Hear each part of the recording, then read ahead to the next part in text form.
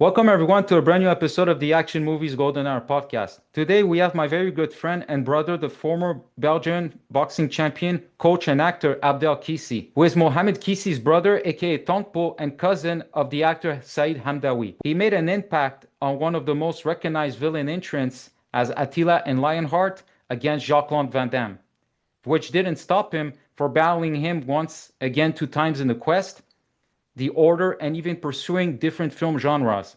We are going to discuss these topics and boxing. Comment vas-tu, Abdelkrim? Salut, ça va très bien. Et toi-même? Ah, je vais très bien. C'est un honneur de parler avec toi et de t'entretenir cette conversation. Eh bien, le plaisir est partagé, je t'en prie. Parfait. Pourrais-tu nous expliquer ton parcours d'arts martiaux, comment cela a tout débuté, s'il te plaît? Ah, ça a débuté très jeune, en 1974, 73, à Bruxelles. Je suis rentré dans une salle de boxe française. J'avais 13 ans. Et là, je suis resté 1 an. Ensuite, avec des conseils de mon professeur de savate, donc de boxe française, il m'a dit, toi, tu devrais faire de la boxe anglaise. Et c'est comme ça qu'en 1974, 60, oui, 74, je suis entré dans un centre sportif bruxellois où il y avait plusieurs sports qui se côtoyaient et j'ai choisi la boxe anglaise et ce, depuis ce moment-là jusqu'à aujourd'hui. Parfait, c'est génial. Merci beaucoup. On va passer à l'autre question. Qu'est-ce qui t'a poussé ou inspiré pour faire de la boxe et combien d'années cela t'avait pris pour accomplir cet exploit? Bah, ça m'a poussé, en tout cas, un grand sportif de l'époque qui était très, très connu, c'était Cassius Clay, devenu Mohamed Ali. Oui. Et puis voilà, tout le monde, on était fans les uns d'un chanteur, les autres d'un autre artiste, d'un acteur de cinéma. Moi, c'était lui, c'était Mohamed Ali. Donc, je voulais faire comme lui et j'ai été faire de la boxe anglaise juste parce que c'est lui que je respectais énormément. Je trouvais un homme hors du commun dans tout, que ce soit du côté artistique, sportif, et même l'homme qu'il était, il était impressionnant et je voulais absolument faire le sport qu'il pratiquait. C'est comme ça que j'ai fait de la boxe anglaise. Ah, c'est génial. J'ai boxé en tant qu'amateur jusqu'en 79, puis en tant que professionnel jusqu'en 84, 1984. Et Mhm. puis, comme j'avais eu un beau petit parcours, j'ai goûté au chemin que Mohamed avait goûté, proportionnellement respecté évidemment. Oui. Ensuite, je suis resté entraîneur, coach, manager, professeur et coach privé mental et physique depuis là. Je n'ai jamais arrêté, donc j'ai pratiqué la boxe depuis l'âge de 13 ans jusqu'à aujourd'hui et je continue encore. Voilà. Et en plus, je donne même des cours à travers les réseaux sociaux, en plus. On va parler de cela justement un peu plus tard. Merci beaucoup pour cette réponse. Ma Tant troisième pis. question, c'est ton entraînement sportif d'aujourd'hui. C'est quoi les techniques que tu emploies pour garder la forme? Ben, écoute, je ne le fais pas vraiment pour garder la forme, mais je le fais par passion. OK. Donc, toute la technique de la boxe, l'entraînement, évidemment, avec l'âge, ça s'amenuise, ça se calme, on le fait plus doucement et Oui. moins souvent. Avant, je m'entraînais entre 3 heures et 4 heures par jour, et Wow. ce jusqu'à la fin de ma carrière de combattant. Mais ensuite, j'ai continué à bien m'entraîner et aujourd'hui, disons que je fais une petite heure par jour, ce qui est pas mal du tout, car la boxe est un sport très, très, très complet. Ah, c'est sûr. Oui, avec toutes les capsules vidéo que tu as mises en ligne, vraiment, il y a beaucoup d'histoires, de philosophie et Oui, absolument. de techniques et c'est très impressionnant parce que j'en fais justement un peu de la boxe. C'est mon entraîneur qui m'a appris avec le kickboxing et le Muay Thai. Et c'est intéressant parce qu'avec le concept de la boxe justement que tu emploies, c'était très instructif de voir à quel point il y avait tellement d'histoires cachées derrière la boxe justement. Absolument. La boxe, si tu veux, moi je la compare à une sorte de pyramide, une énorme pyramide, et la pointe de la pyramide, c'est le combat. C'est ce que tout le monde connaît. Ce n'est que la pointe, c'est-à-dire le ring, l'arbitre, les deux boxeurs, les hommes de coin et le public. Ça, ce n'est qu'une petite partie de la pyramide. Mais 99%, les gens ne la connaissent pas. Et les 99%, c'est quoi? C'est d'abord l'histoire de la boxe. Depuis sa création jusqu'à aujourd'hui, même avant qu'elle ne s'appelle boxe, elle s'appelait le Pugilat. Et il est depuis des siècles et des siècles avant Jésus-Christ.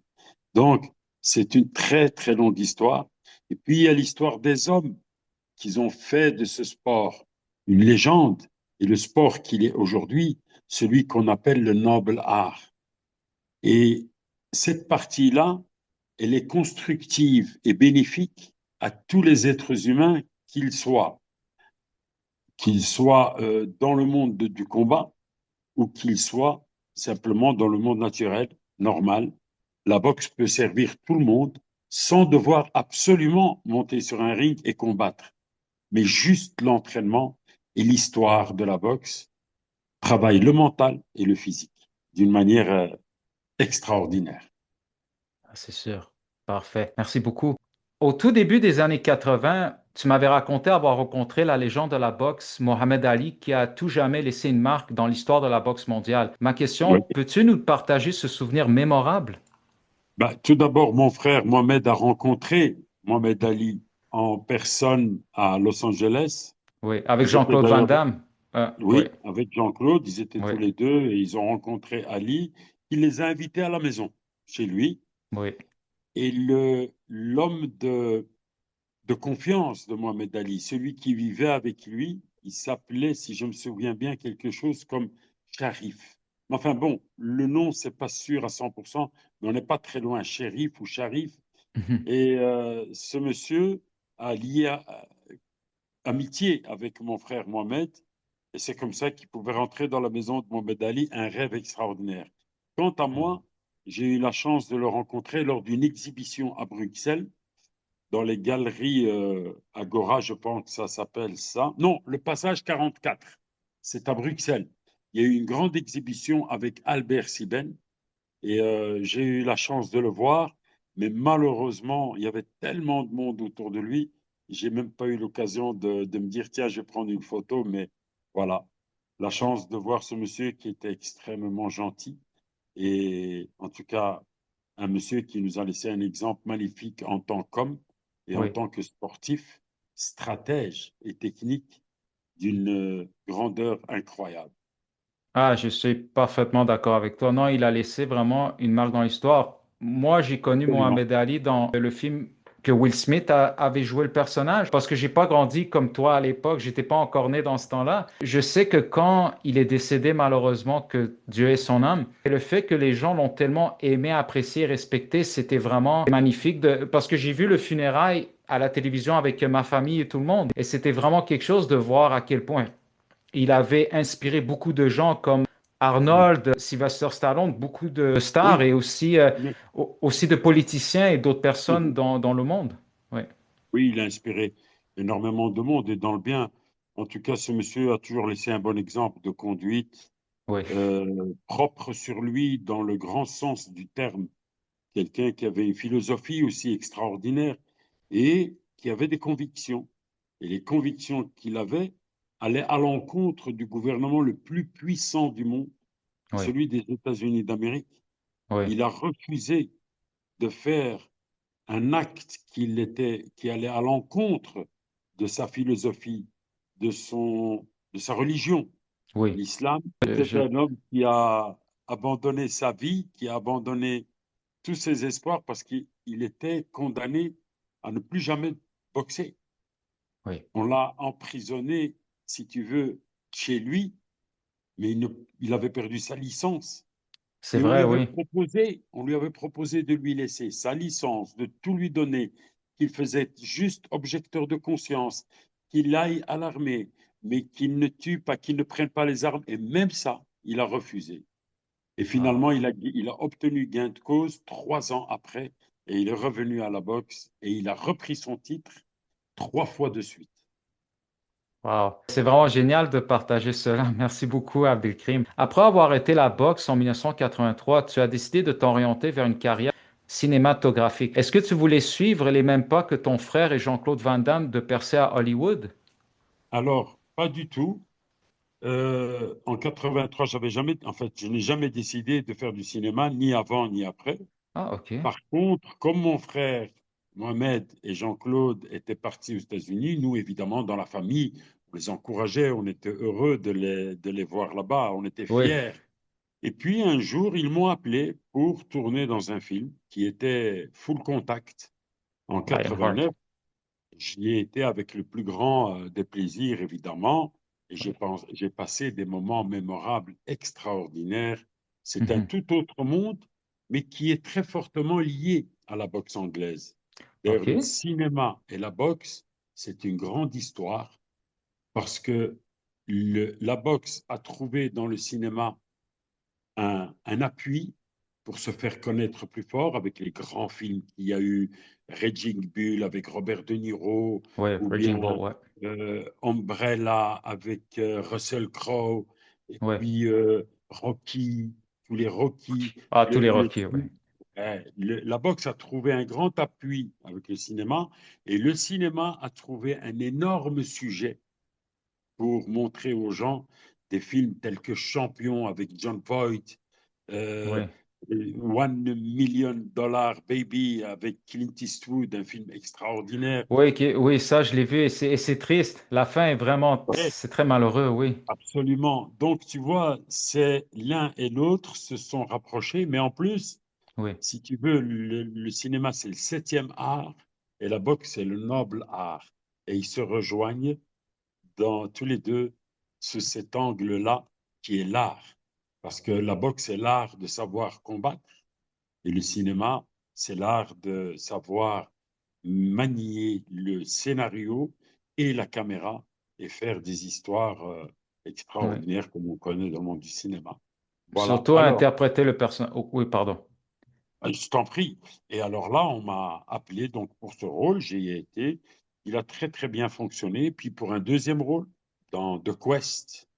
Et puis un Justement, on va en troisième parler. rôle. Voilà. Justement, pour Lionheart, je voulais t'en parler parce que la prochaine question, c'est justement Lionheart, parce que tu sais, ça a été réalisé par Sheldon Lettich, le scénario par Sheldon Lettich et Jean-Claude Van Damme, et aussi la chorégraphie de combat, il y avait Jean-Claude Van Damme qui était inclus dans les crédits avec ton frère Mohamed Kissi et Frank Dux.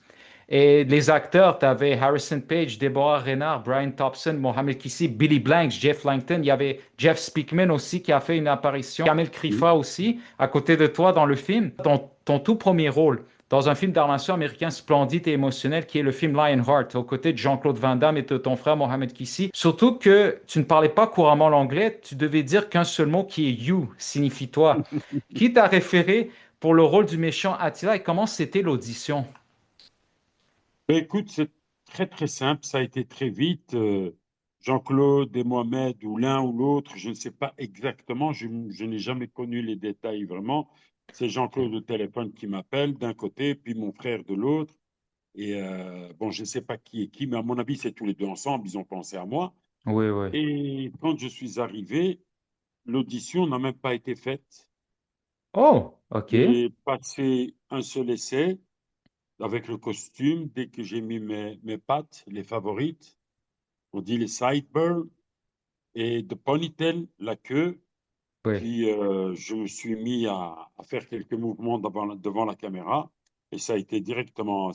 Sheldon, Sheldon a directement dit yes, ok, c'est bon. Ah, c'est Le bien. personnage a plu et voilà, je me sentais comme un poisson dans son vase d'eau. J'ai pas eu de trac, j'ai pas eu de problème. Ça a été comme si j'avais toujours fait du cinéma. Wow. Eh, c'est génial. Est-ce que pour le rôle, tu avais pris de la masse musculaire? Je m'étais entraîné, mais je n'avais pas pris énormément de masse musculaire. J'étais déjà comme ça naturellement avec la boxe. Donc Mhm. j'étais déjà prêt, si tu veux. Je me suis un petit peu arrangé, mais voilà, ça s'arrêtait là. C'est pas un Parfait. grand entraînement en fait. Mhm. J'ai continué ce que je faisais d'habitude dans ma vie. La bataille finale entre toi et Jean-Claude, combien de temps cela avait pris pour la compléter? Avec Jean-Claude Ross, on a mis 3 jours de travail, je pense. Oui, mais ça fait il y a longtemps, hein. Oh, oui. Tu me parles d'un film qu'on a fait il y a 30 ans, et même 35 plus, ans, 36 ans. 5 ans, oui, oulala. Non, je crois que ça fait 3 jours. On a fait 3 jours. Parfait. Le prochain film qu'on va parler, c'est The Quest. Il y a encore Jean-Claude Van Damme, Roger Moore, James Remar, Winston Ellis, Asdin Nouri, Akil Young, Luli Mandylor, Claude Gotts, l'entraîneur de Jean-Claude, qui était à côté de toi durant l'introduction. Ça a été réalisé par Jean-Claude. L'histoire, c'était par Jean-Claude et Frank Dux, de ce que j'ai lu. Et aussi, la chorégraphie de combat, c'était Steve Lambert. Ma question, c'est très simple. C'est The Quest, une similitude à Bloodsport. Tu collabores pour la deuxième fois dans ce film d'arts martiaux avec Jean-Claude Van Damme en tant que le combattant mongolien nommé Khan. Avant qu'on va plus loin dans le sujet, je suis allé voir tes anciennes photos que tu as partagées sur le tournage. En lisant, je suis tombé sur un des acteurs nommé Asdin Nouri qui a joué le combattant turc. Il est décédé en mars de cette année. Je ne le connaissais pas vraiment. Peux-tu nous partager son histoire et comment c'était de travailler avec lui? Oui, c'était un garçon qui m'accompagnait tout le temps, tout le temps, tout le temps, parce qu'en fait, il ne parlait pas du tout l'anglais, il ne comprenait rien l'anglais. Je me débrouillais pour parler, je comprenais un peu, donc je lui servais, si tu veux, d'interprète, Oui. mais il m'a aidé à comprendre beaucoup mieux l'anglais parce que je faisais Wow. beaucoup d'efforts pour lui. C'est un garçon très gentil, vraiment très gentil, très naïf, naïf dans le sens positif du mot. Quelqu'un qui avait un bon fond. C'est comme un enfant. Et puis, c'était agréable, mais il était tout le temps avec moi. Donc, quand on devait aller à deux pour prendre un petit appartement, il nous mettait des petits apparts à chacun. Ben, c'était lui qui m'accompagnait tout le temps. Et c'était un garçon très, très fort dans le travail, très, très généreux dans le travail. Il faisait tout ce qu'on lui disait. C'est un garçon qui n'a pas pris la tête parce que son rôle était court. Mhm. Il n'avait pas trop d'ego.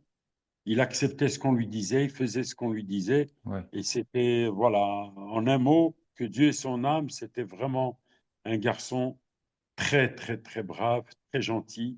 Et quelle musculature! Parce qu'il Oui. était aussi, il faisait des casses, il cassait du béton. Tu vois, Ouais. ces spectacles qu'on fait au devant de la télé, on peut encore le voir dans beaucoup d'émissions à la télévision française où Ah bon? Ah, ok. il se mettait avec un sabre, donc il mettait ses pieds sur un sabre, le tranchant du sabre, et son torse ou son cou sur le tranchant de l'autre sabre. Et il savait raidir ses muscles au point de ne pas laisser transpercer la lame, tellement il était bien Wow. entraîné, psychologiquement et physiquement. Mais c'était quelqu'un de super sympa. D'accord, parfait. Une autre personne qu'on a perdue en 2017, l'acteur Roger Moore, connu pour son rôle en tant que l'agent 007 dans les films de Ouais. James Bond. Pour toi, le fait d'avoir partagé l'écran en étant dans la même pièce, ça devait être une expérience inoubliable? Oui, tant artistiquement, parce que c'est un énorme acteur. Mhm. C'est un monsieur qui nous a laissé le film Le Saint, Simon Templar, les James Bond. Et puis, c'était un grand acteur. Il était très, très bon. Mais ce qu'il avait aussi, c'était en tant qu'homme, quelqu'un avec un grand savoir Mhm. et culturel. C'était une véritable encyclopédie de la vie. Vous pouvez t'asseoir avec lui et l'écouter pendant des heures. Il n'était jamais fatigué, Wow. tellement il avait de quoi t'apprendre, de quoi te surprendre. Et son épouse, je me rappelle d'elle aussi, une femme merveilleuse. Voilà, j'ai eu cette chance énorme de rester avec lui pendant 4 mois et demi. Mais il faut dire que sur The Quest, j'ai rencontré des gens extraordinaires, hein, dont Oui, Jack LaMotta, qui a été joué par Robert De Niro. Robert De Niro dans Raging Bull, qui oui. racontait l'histoire de Jack LaMotta. Ben, j'ai vu le vrai Jack LaMotta sur place. Oh, Il est resté wow. avec nous. Oui, il devait jouer quelque chose avec nous, mais je ne sais pas pourquoi ça ne s'est jamais fait. Ça Ah, s'est wow. annulé en dernière minute. Je ne sais pas pourquoi ça ne s'est pas fait. Mais en tout cas, c'était quelqu'un de formidable. Wow. Parfait. Est-ce que c'était l'idée de Jean-Claude pour que tu sois impliqué dans cette production? Et c'était aussi la première fois qu'on t'avait rasé la tête pour être dans la peau du personnage, si je me trompe pas. Tout à fait. Et d'ailleurs, c'est depuis qu'on m'a rasé là que je suis resté rasé. Parce que quand je suis rentré en Belgique et que j'ai laissé pousser mes cheveux, je m'étais tellement habitué à ma tête rasée que je l'ai rasé définitivement et je suis resté comme ça jusqu'à aujourd'hui. Parfait, C'était parfait. l'idée Merci. de Jean-Claude, évidemment. Le personnage, c'était un Mongol et Mhm. avec une grosse moustache, une queue et rasé, quoi. Non, non, ça vient de Jean-Claude, exactement. Parfait. Et avant ton grand combat final contre Jean-Claude, tu es dans le comité nommé Gan. Tu y participes en faisant face à trois adversaires venant de différents pays, la Grèce, la Thaïlande et le Japon. Combien de temps as-tu pris pour filmer avec les trois acteurs? Ah, je pourrais te dire que ça devait durer à peu près une bonne journée pour chaque acteur, sauf pour Jean-Claude. Jean-Claude, on a fait 4 jours de tournage. Mais avec les autres, que ce soit le grec, le thaïlandais ou le japonais, le sumo, c'était une journée de tournage, une journée de répétition, de placer la mise en scène. Voilà. Mhm. Il fallait Parfait. compter une journée par personne. Parfait, génial. Sur le tournage, tu as eu la chance de converser avec notre très bon ami commun, l'acteur des arts martiaux, Dr. Winston George Ellis, qui joue le rôle du combattant africain. Il a commencé dans le domaine du cinéma Hong Kong de l'âge d'or au tout début des années 90, aux côtés de ses célébrités légendaires Philippe Ko, Jackie Chan et plein d'autres. Même si vous n'avez pas fait le combat ensemble, comment c'était la relation entre vous deux? Bien, comme avec tout le monde, Oui, hein? George Ellis Wilson, c'est un garçon super sympa, Oui, très gentil, il est adorable. Non, non, en tout cas, si je peux te citer Peter Malota qui a joué l'espagnol, le combattant espagnol avec la chemise blanche, ou que ce soit le capoeira, ou le oui. kung fu, ou Ah, tout le monde. Takis Trieglis qui a joué le français. C'était une équipe, je ne sais pas, il n'y avait pas une seule personne que l'on pouvait trouver antipathique ou froid. Tout le monde était super sympa. On a eu une chance incroyable, euh, tout comme Jean-Claude, tout comme les producteurs, Moshe Oui. Diamond ou Peter McDonald, le réalisateur avec Jean-Claude. Non, franchement, c'était une équipe inoubliable. Parfait. La prochaine question, tu l'as déjà répondu, mais je veux quand même, j'ai rajouté un petit détail Oui, dans la question. C'est le duel final contre Jean-Claude Van Damme. Ça s'est déroulé à l'intérieur du comité et à l'extérieur. Combien d'heures et de journées cela vous a pris pour finaliser le tout? là, on a fait à peu près 4 jours. Entre la préparation du début, donc une journée de préparation, préparer notre combat, la chorégraphie, parce qu'elle était assez longue, plus le tournage, on a dû faire à peu près 4 jours. Et 4 jours? oui, 4 jours au minimum, avec quelques heures en plus peut-être, et des longues journées. Parce que en fait, on a commencé à boxer à l'intérieur du comité, on est Oui. sorti, donc Mhm. il fallait changer le déplacement, retravailler le décor un peu plus loin, parce que c'était à chaque fois des décors vraiment complets. Il fallait construire les cabanes.